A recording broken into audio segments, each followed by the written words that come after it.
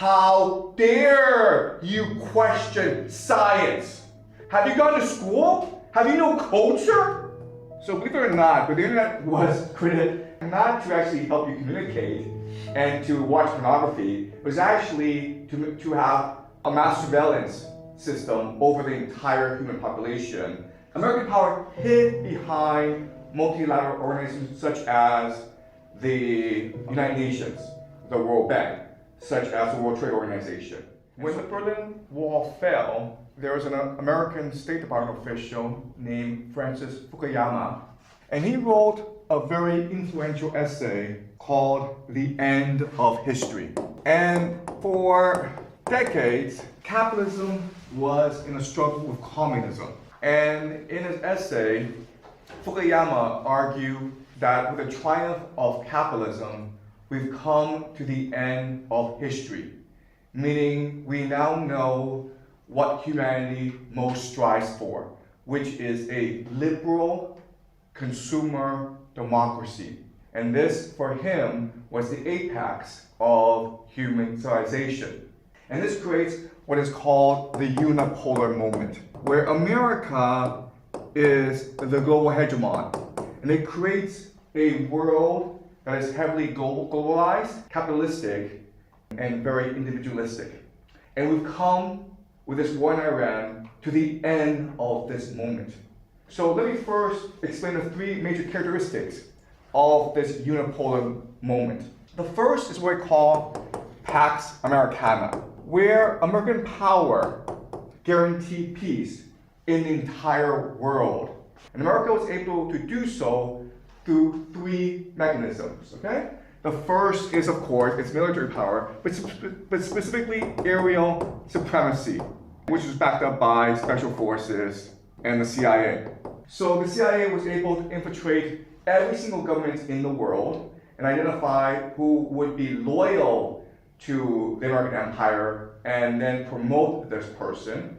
If there were individuals that challenged the American empire, these people were demoted or eliminated. Now, what's good about this is that it did bring peace to very problematic regions. For example, in East Asia, Japan, South Korea, North Korea, China, Vietnam did not compete against each other. They just participated in the global economy, which brought tremendous wealth to the East Asia region. Then you have something called surveillance. And basically what I mean by that is the internet. So believe it or not, but the internet was created not to actually help you communicate and to watch pornography. It was actually to have a mass surveillance system over the entire human population so that the Pentagon, the military, knew exactly the vibe or the culture, the attitudes, the emotions of each region. And through social media, through mechanisms such as Facebook and Twitter, they were able to manipulate certain emotions. And the third is something called a rules-based international order. Okay, and what this means is American power hid behind multilateral organizations such as the United Nations, the World Bank, such as the World Trade Organization. And so people didn't notice that the American empire was dominating everything. They believed that the world was fair and just, and through logic and reason and debate, they could present their case. So for the longest time, this Pax Americana provided peace and stability to the world, which brought tremendous prosperity. Number two is the supremacy of science. So for most of human history, people were religious. They believed in gods. But with the rise of Pax Americana, science became the dominant religion of the whole world. The classic example is COVID. COVID was raging across the world, and then they introduced vaccines. So when I first heard about the vaccines, I was a bit skeptical. I said to my friends, vaccines used to take about 10 years to develop. And that's when the virus is stable. But this COVID is constantly mutating, and they haven't have done enough trial research. So is it really safe to take these vaccines? And whether they were Chinese or American, their response was the same, which is, how dare you question science? Have you gone to school? Have you no culture? Okay? And this shows you how science has become the new religion of the world. And if you think about it, the scientists that run the world, they're actually transnational priests. Where if you're a scientist in China, you're not actually loyal to China, you're actually loyal to the international order of science, because that's how you get promoted, right? You get published in Nature or Science. If you win an award, that's how you get rewarded, okay? So you're better off being loyal to the brotherhood of science rather than your own nation state. And of course, it is the American empire that controls science. And the third unique aspect of the unipolar movement is, of course, the universality of the US dollar. Just a piece of paper, you think it's gold, you think there's value in it. And not just you, but everyone around you, so that if you take your US dollars, you can go anywhere in the world and buy yourself a villa, enjoy a nice vacation, or fly around. But not only that, but you aspire in life to accumulate as much US dollars as possible. Is there really a difference between $100 million and $100 billion? There's actually no difference. You can't spend it. But you want to achieve as much as possible, and as a result, you focus your entire life on accumulating as much as possible. So these are the three main pillars of the unipolar movement. And again, in the beginning, this led to tremendous peace and prosperity throughout the world. The problem, though, is that over time, these three pillars started to decay. Pax Americana started to itself ignore the rules-based international order, which itself created.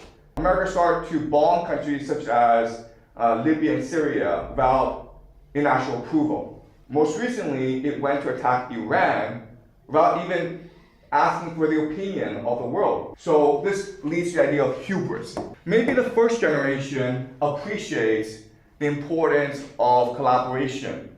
But the second generation, the children, are arrogant. They want to enjoy their power. So that's problem number one. Supremacy of science basically becomes a religion in itself, orthodoxy. So that science does not become the main engine of innovation in the world, it becomes the main engine of orthodoxy or suppression. And that's why for the past 20, 30 years, we've seen very little in terms of technological innovation. Don't tell me Silicon Valley is the center of innovation in the world, okay? All they do is make food delivery apps. What we've seen these past 20, 30 years is the scaling out, the popularization of innovation, right? Where American technology is spread throughout the world, especially in China. But we have not seen actually major innovation in science itself. And the third thing, the university of the US dollar leads to printing dollars, okay? Corruption. Where because America is able to print as much US dollars as it wants to fund its corruption, it does so. And what this means is basically it's made inequality worse, it's made corruption worse, it's made people very lazy. If you're a young person, you're like, no matter how hard I work, I'm still screwed in the end. So I refuse to play this game. Either I refuse to play this game, so I quit, counting, lie flat, or I gamble. $1 million in Bitcoin, it'll go up to $10 million, or the stock market, or sports betting, okay? So this has led to today, basically, all right? So we shouldn't see this war against Iran as just a decision of one person, Donald Trump, or the machinations of a country, Israel. This war in Iran is happening because we've come to the end of the unipolar moment, because the American empire has become corrupt, self-indulgent, lazy, arrogant. With the end of the American empire, with the end of Pax Americana, we are shifting towards a new world.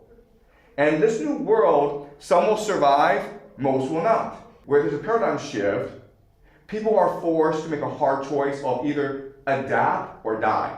So let me show you how the world needs to change if it is to survive.